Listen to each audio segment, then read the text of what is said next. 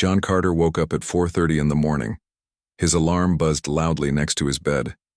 He had to catch the 7 a.m. flight from Chicago to San Francisco. John worked as a marketing executive for a big tech company. Last year, he got a promotion that came with better pay and more travel. Now he could fly first class on business trips, which made the long flights much more comfortable. John showered quickly and dressed in his usual business clothes, a navy blue suit, white shirt, and red tie. He looked in the mirror and straightened his tie. At 42 years old, John had a few gray hairs at his temples, but he still looked fit and energetic. He grabbed his already packed suitcase and laptop bag, then called a taxi to take him to O'Hare Airport. The morning traffic was lighter than usual, and John arrived at the airport with plenty of time. He checked in using the Airline's app on his phone. His boarding pass showed seat 2A in first class. John smiled, remembering how he used to squeeze into the tight economy seats on every business trip. The promotion meant he could now enjoy the extra space and better service in first class. Security lines moved slowly that morning. John waited patiently, checking emails on his phone. A few business matters needed his attention, but nothing urgent.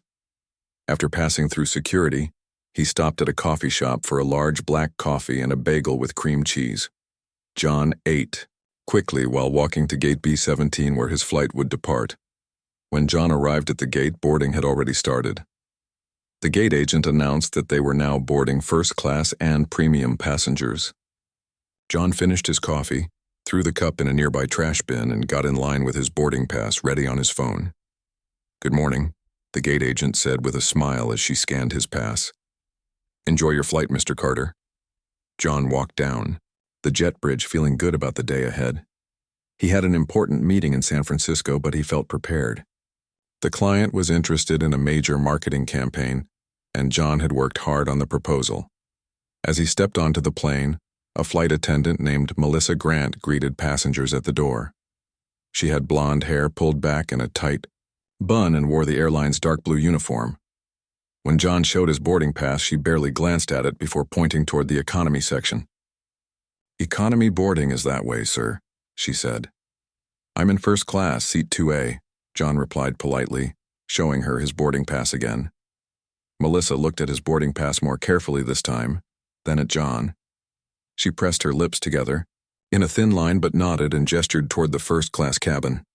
John walked to his seat, placed his laptop bag under the seat in front of him, and lifted his carry-on suitcase to put it in the overhead bin. The first-class cabin was about half full. Most passengers were already settled in their wide, comfortable seats, typing on laptops or scrolling through phones. John sat down and buckled his seatbelt. He took out his phone to send a quick text to his wife, letting her know he had boarded the plane safely. As he was typing, he noticed Melissa, the flight attendant who had greeted him at the door, walking through the first-class cabin. She was checking overhead bins and helping passengers with their luggage. When she reached John's row, she stopped and frowned. "Excuse me, sir," she said in a loud voice that made several nearby passengers look up. "I think you might be in the wrong section. Economy boarding is still in progress." John looked up, surprised. "No, this is my seat. 2A. I showed you my boarding pass when I got on the plane." "I'll need to see it again," Melissa said, her voice still louder than necessary. John took out his phone and pulled up the boarding pass. Again. He showed it to her, pointing at the clearly marked seat assignment. First class, seat 2A. Instead of apologizing for the confusion, Melissa's frown deepened. "Just a moment," she said, and walked to the front of the cabin.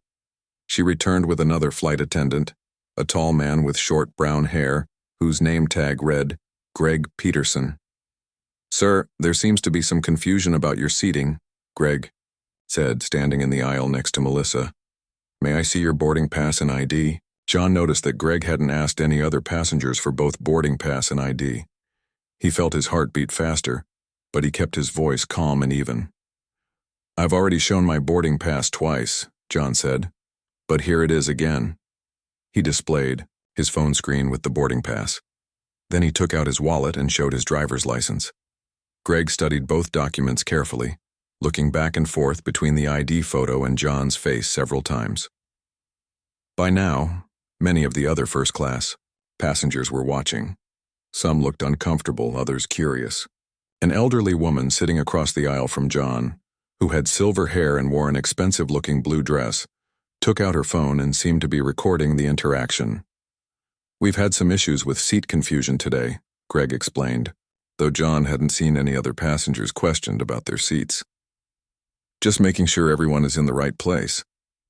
"Is there a problem with my ticket?" John asked directly. "No, sir," Greg said after another long look at the boarding pass. "This appears to be in order." Neither Greg nor Melissa apologized for the confusion or the repeated questioning.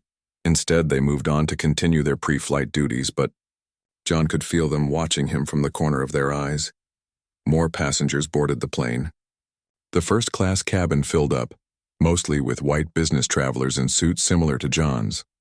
None of them were asked to show their boarding passes again or to provide identification. John tried to focus on reviewing notes for his meeting, but he felt uneasy. The elderly woman across the aisle leaned toward him.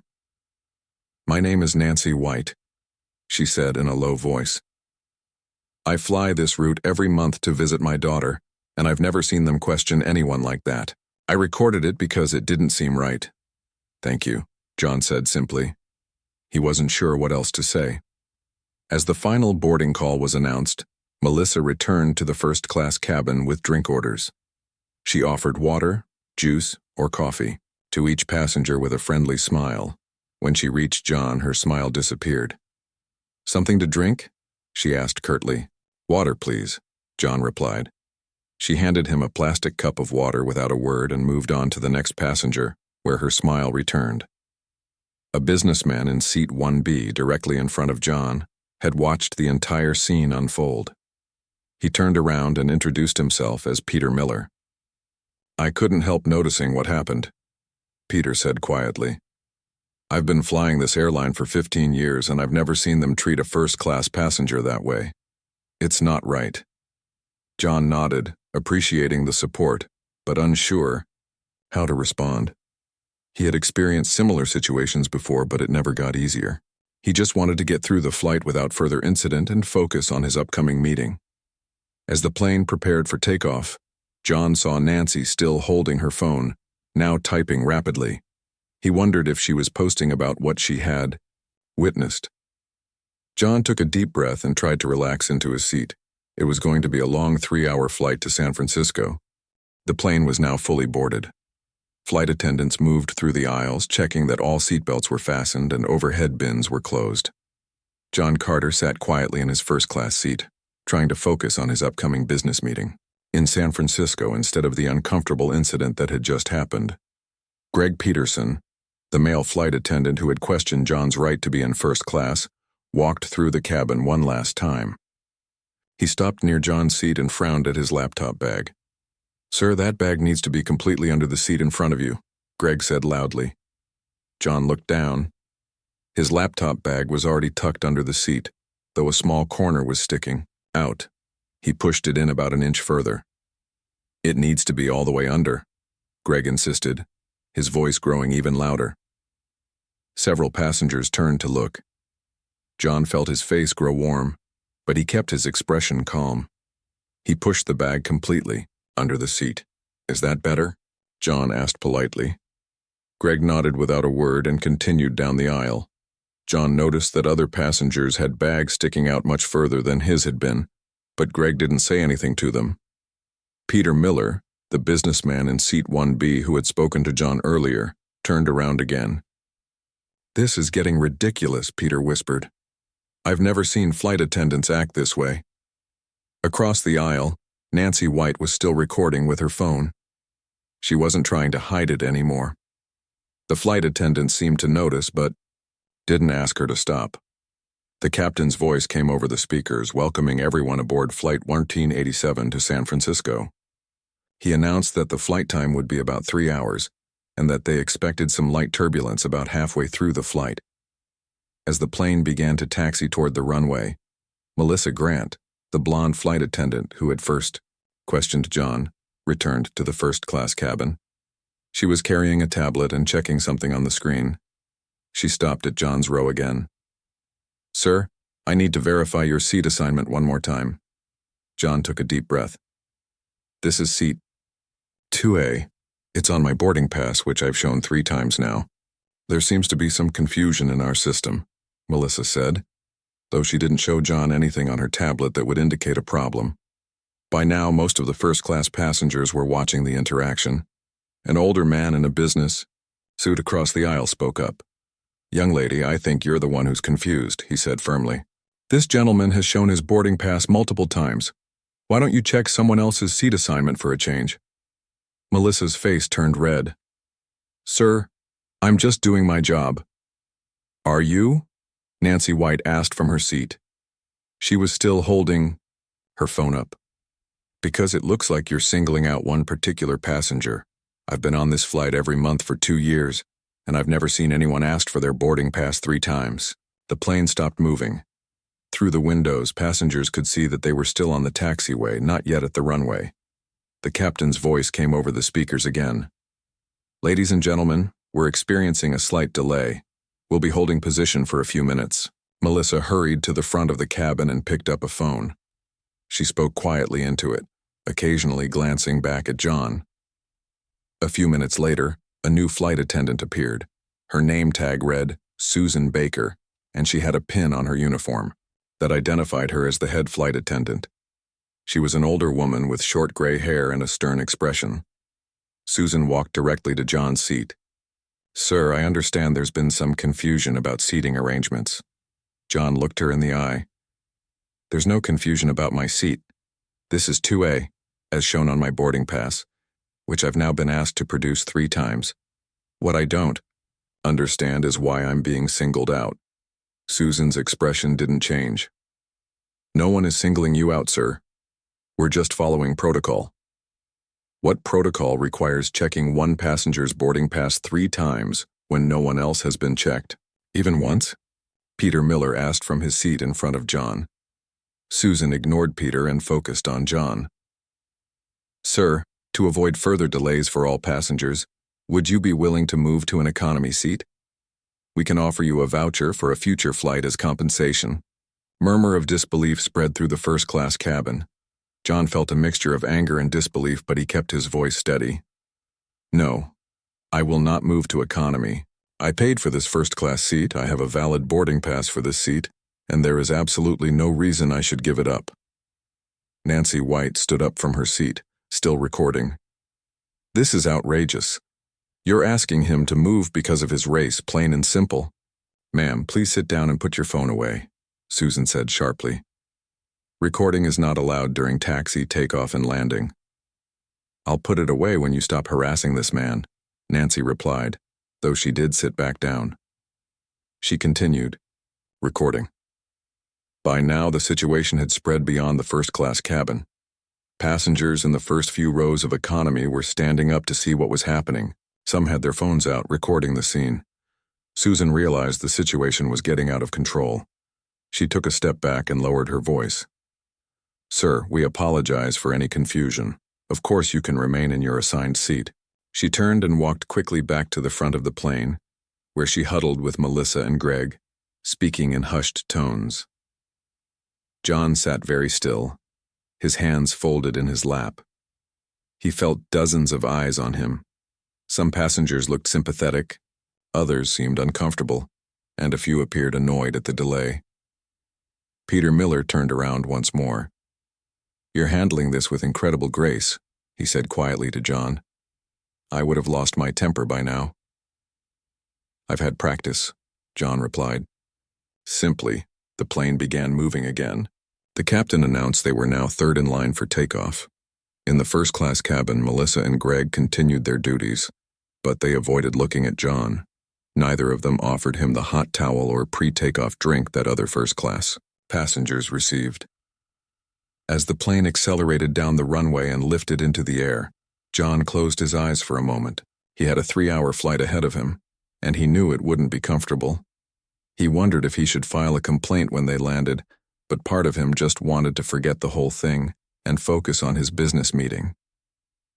Nancy White reached across the aisle and briefly touched his arm. I've already posted the video, she said softly. This kind of thing needs to be seen. John nodded but didn't reply. He wasn't sure if he wanted the video to go viral. He had experienced discrimination before, but he had never been at the center of a public incident. He opened his laptop and tried to focus on his presentation for the client meeting, but the words on the screen blurred as his mind kept replaying what had just happened. The plane climbed higher into the sky, leaving Chicago behind. Below them, the city grew smaller until it was just a pattern of streets and buildings. But the tension in the first-class cabin remained thick enough to touch. The plane reached its cruising altitude. The seatbelt sign turned off with a soft ding. John Carter sat quietly in his first-class seat, trying to focus on the presentation on his laptop.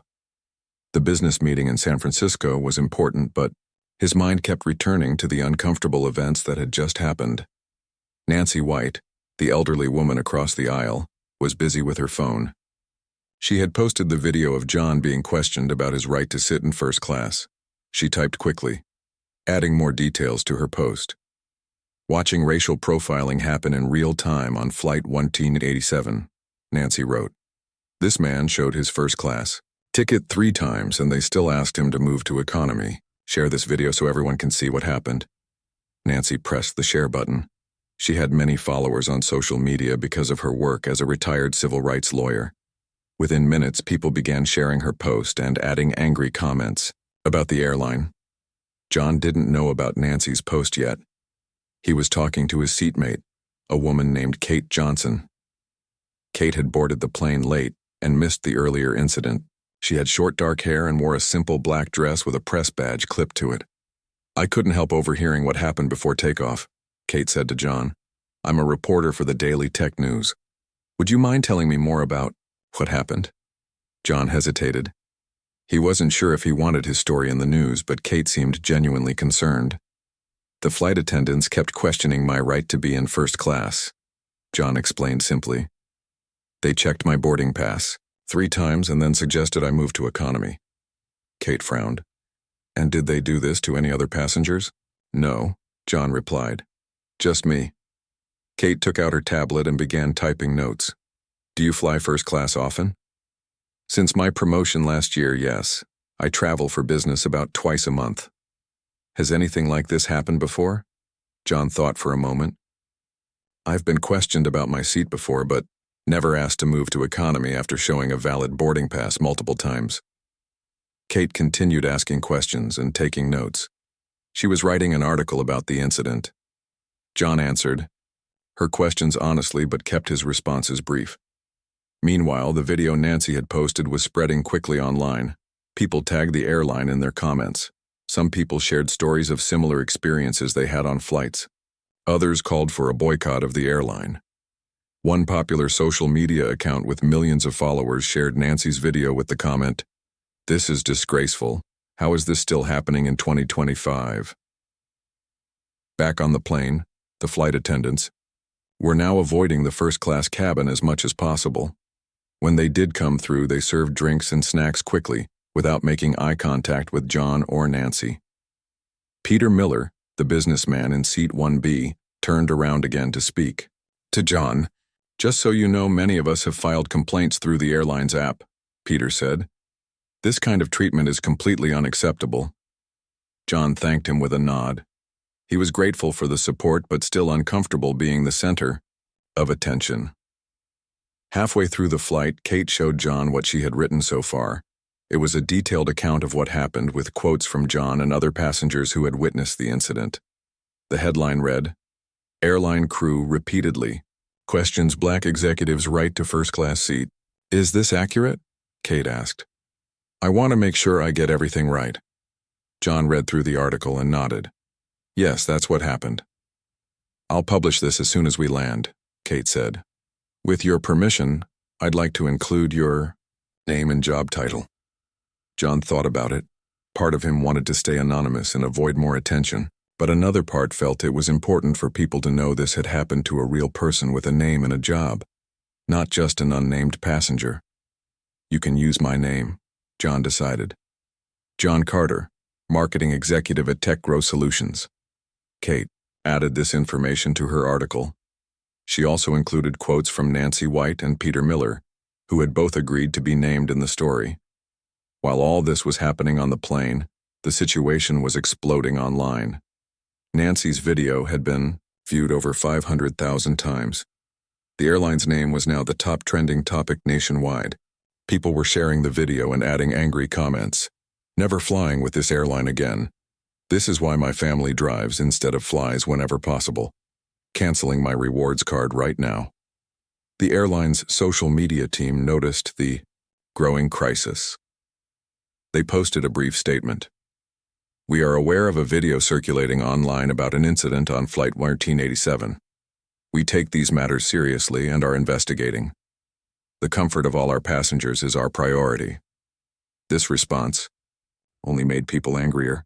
Many commented that the statement didn't include an apology or acknowledge the racial aspect of the incident. A famous singer with 30 million followers shared the video and wrote, "I've been a platinum member with this airline for 10 years. Not anymore. Just canceled all my upcoming flights with them." The airline's customer service phone lines were overwhelmed with calls. Their app crashed briefly because so many people were submitting complaints at the same time. Their stock price began to drop as investors worried about the damage to the company's reputation. On the plane, John was still unaware of how big the story had become. He finally managed to focus on his work for a while, reviewing his presentation and making some last-minute changes.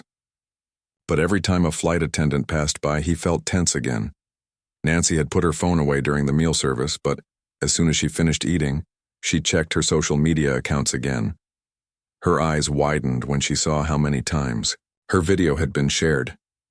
"Mr. Carter," she said softly, leaning across the aisle, "I think you should know that the video I posted has gone viral, over 500,000 views already." John looked up from his laptop, surprised. 500,000? Nancy nodded. "People are very upset on your behalf. The airline is trending nationwide." John wasn't sure how to feel about this. He hadn't asked for all this attention. He just wanted to be treated with the same respect as any other first-class passenger. Kate was still typing on her tablet. "My editor just messaged me," she told John. "They want to make this the lead story on our website. As soon as I file it, they're asking if you'd be willing to do a follow-up interview after we land." Before John could answer, another passenger a few rows back called out to him. "Hey, are you the guy everyone's talking about online? The one in the video?" Several people turned to look at John. He felt uncomfortable with all the attention but nodded politely. "Man, that video is everywhere," the passenger continued. "My wife just texted me about it. She recognized our flight number in the post and wanted to know if I was seeing it happen." The captain's voice came over the speakers announcing that they would be beginning their descent into San Francisco in about 20 minutes. John was relieved. He closed his laptop and put it away, hoping the rest of the flight would pass quickly. What John didn't know was that a news crew was already planning to meet the flight when it landed in San Francisco. The story had grown so big so quickly that local and national news outlets wanted to cover it. The airline's CEO had been pulled out of a board meeting to deal with the crisis, and the company's stock price was falling rapidly as more and more people shared the video and called for boycotts. All of this had happened in just under 3 hours, while Flight 1387 was still in the air between Chicago and San Francisco. Richard Allen sat at the head of a long table in the airline's headquarters in Dallas. As the CEO, he was leading the quarterly board meeting when his phone began to buzz repeatedly in his pocket. At first, he ignored it. The board members were discussing the airline's plans to add new international routes next year. This was an important meeting that had been scheduled months ago. But then Richard's assistant, Laura, entered the room quietly and placed a note in front of him. Richard read it and his face turned pale. The note said, "Urgent situation developing. Viral video of our crew mistreating a black passenger in first class. Over 1 million views now. Media calling for comment." Richard excused himself from the meeting and followed Laura to his office. On the large screen on the wall, Laura showed him Nancy White's video. Richard watched in silence as the flight attendants questioned John Carter repeatedly about his right to be in first class and then suggested he move to economy. "How long ago was this posted?" Richard asked. Just under 2 hours ago, Laura replied. It's spreading faster than anything we've dealt with before. Richard's phone buzzed again. It was the head of the airline's public relations team, Ben Howard. Richard, we need to issue a statement immediately, Ben said when Richard answered. The story is getting bigger by the minute. Kate Johnson from the Daily Tech News is on that flight and has written an article that just went live. It includes quotes from the passenger and witnesses. What do we know about the passenger? Richard asked. His name is John Carter. He's a marketing executive at TechGrow Solutions. No prior complaints with our airline. He flies first class regularly, for business. Richard shook his head. And our crew asked him to move to economy after he showed a valid boarding pass. 3 times, Ben confirmed. It's all on video. Multiple passengers recorded it from different angles. The head flight attendant, Susan Baker, is clearly visible, suggesting he moved to economy to avoid further delays. It looks very bad, Richard. Richard ran a hand through his gray hair. Draft a statement. Say we're aware of the incident, we're investigating, and we take these matters seriously. We need more than that, Ben argued. People are calling for boycotts. Our customer service lines are jammed. We need to acknowledge that this appears to be racial profiling and offer a clear apology. But Richard was cautious. Let's not admit fault until we have all the facts. Stick to the standard response for now. Ben disagreed, but followed orders. The airline posted a brief statement online that did not include an apology or mention race. As Ben had predicted, this only made the situation worse. People online saw it as the airline avoiding responsibility. Meanwhile, the company's stock price began to drop. Investors were selling shares as they saw the growing public relations disaster. The stock had opened that morning at $78.45 per share. By the time Flight 1387 was preparing to land in San Francisco, it had fallen to $71.20 and was still dropping. In Satyendriban, the airline's financial department analysts watched the numbers with growing alarm. Linda Patel, the chief financial officer, called Richard. We've lost over $800 million in market value in the last hour, Linda reported. If this continues, we could be looking at billions by the end of the day. Richard called an emergency meeting of the executive team.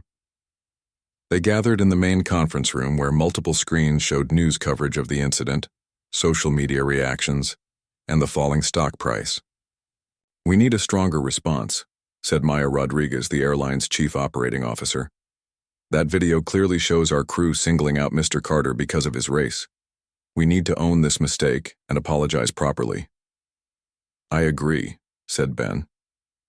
The longer we wait to make a real apology, the worse this gets. Richard still hesitated. What about the crew members? We should hear their side before we throw them under the bus. We can investigate fully, Maya said. But we need to acknowledge the problem now. The video speaks for itself. After much debate, Richard agreed to record a video apology. The PR team quickly wrote a script, and Richard sat at his desk to record the message. He looked directly into the camera and expressed regret for the unfortunate incident on Flight 1387. He promised a full investigation and said the airline was committed to treating all passengers with respect. But he also announced that the crew members involved would be temporarily reassigned rather than suspended during the investigation. This detail caught the attention of reporters and social media users who saw it as the airline protecting employees who had engaged in racial profiling. As soon as the video was posted online, a new wave of criticism hit the airline. People called the apology weak and insincere. The hashtag boycott airline gained more momentum. Flight 1387 landed in San Francisco at 10:15 a.m. local time. As the plane taxied to the gate, the pilot made an unusual announcement.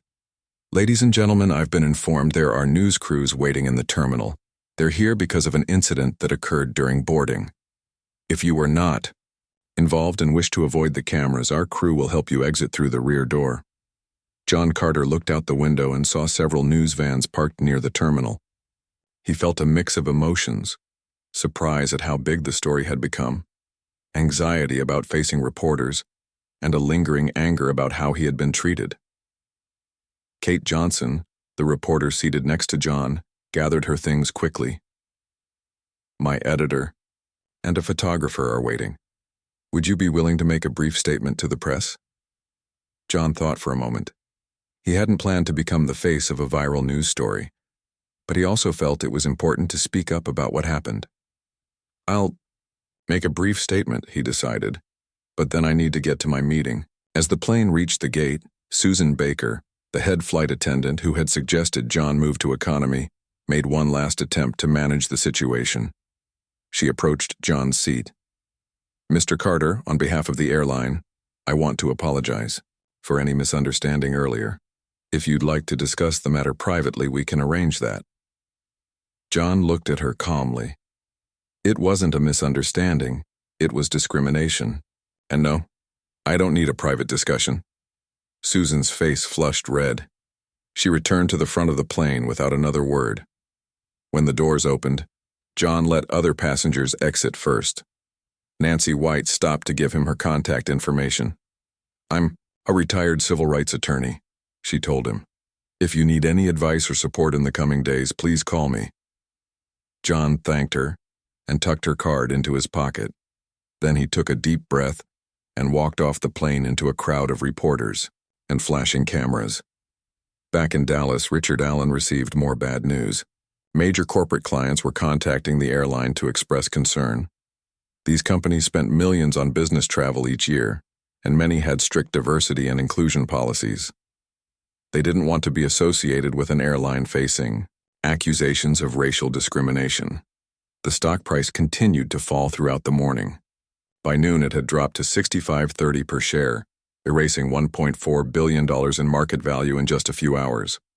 Linda Patel, the CFO, updated Richard hourly on the financial damage.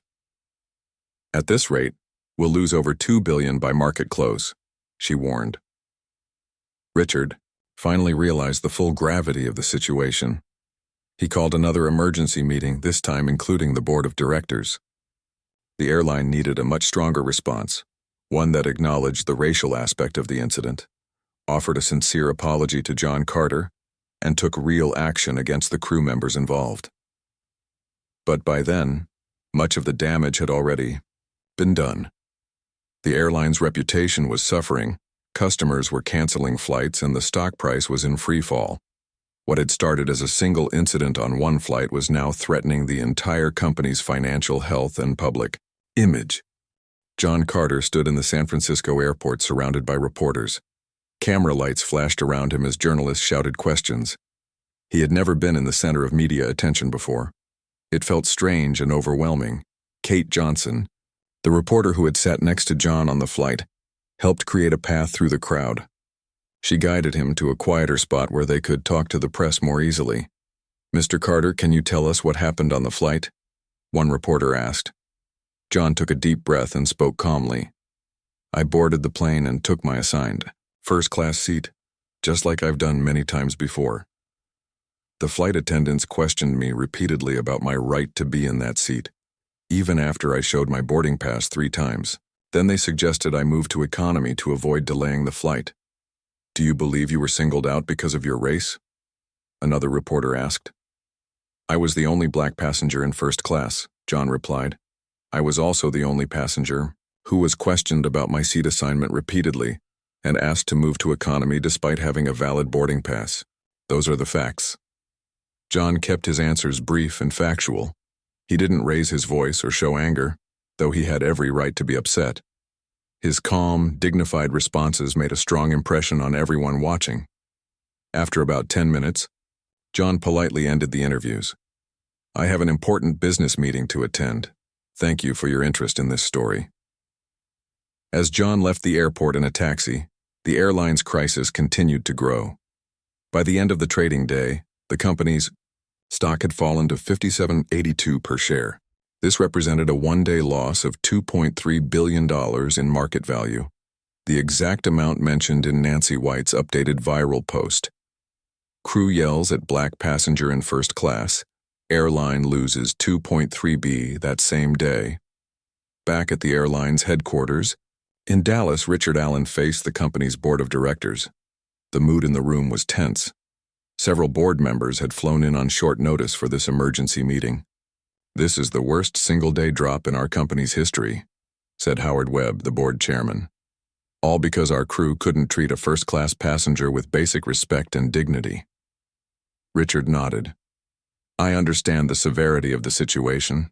We've prepared a new response plan that includes a more sincere apology, immediate suspension of the crew members involved, and a commitment to improve our training. It's too late for half measures, said Diane Foster, another board member. The damage is done. We need decisive action. After a long discussion, the board made several important decisions. The 3 flight attendants involved in the incident, Melissa Grant, Greg Peterson, and Susan Baker, would be placed on unpaid leave pending a full investigation. The airline would issue a new, stronger apology that clearly acknowledged the racial aspect of the incident, and most significantly, the company would launch a comprehensive review of its training programs and customer service protocols. That evening, Richard called John Carter personally. The airline's public relations team had provided John's contact information. Mr. Carter, this is Richard Allen, CEO of the airline. I want to personally apologize for the inexcusable way you were treated on our flight today. John was surprised to receive the call. He had just finished his business meeting, which had gone well despite the stressful morning. I appreciate the call, Mr. Allen, John replied. But I'm more interested in actions than words at this point. I understand, Richard said. We're taking immediate steps to address what happened. The crew members have been placed on unpaid leave. We're conducting a full investigation, and I'd like to offer you compensation for your experience. Richard mentioned a significant sum of money as a settlement, but John wasn't interested. I don't want money, Mr. Allen, John said. What I want is real change. Instead of offering me a settlement, why not create a scholarship fund for minority students interested in aviation careers? That would be a more meaningful response. Richard was silent for a moment, surprised by the suggestion. That's actually a very constructive idea, Mr. Carter. We could certainly explore that. Good, John said. And one more thing. Make sure Nancy White's video is part of your training materials going forward. Real examples are powerful teaching tools. After the call ended, John sat quietly in his hotel room. The day had been exhausting in every way. His phone kept buzzing with messages from friends and family who had seen the news. Even his boss had called to offer support and check if he needed to reschedule any meetings. 3 months later, John Carter stood at a podium in a conference room at his company's headquarters in Chicago. He was speaking to a group of business leaders about a new venture he had started. After what happened to me on that flight, I realized there was an opportunity to create positive change, John explained to the audience. That's why I founded Carter Consulting, a firm specializing in diversity and inclusion training for the transportation industry. In the 3 months since the incident, much had changed.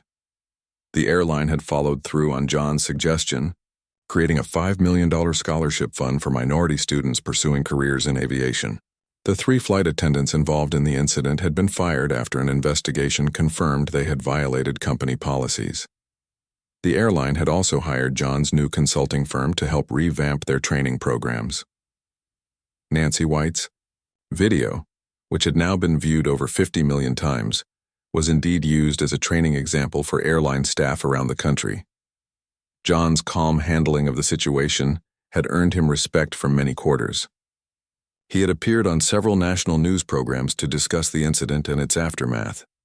He had turned a painful experience into an opportunity to create meaningful change. At the back of the conference room, Nancy White sat watching John's presentation. After the incident, she and John had become friends. As a retired civil rights attorney, she now volunteered as an advisor to John's consulting firm. The most important lesson from what happened, John told the audience, is that accountability matters. That airline lost $2.3 billion in market value in a single day because they failed to ensure that all their passengers were treated with basic dignity and respect. He paused, looking around the room at the business leaders.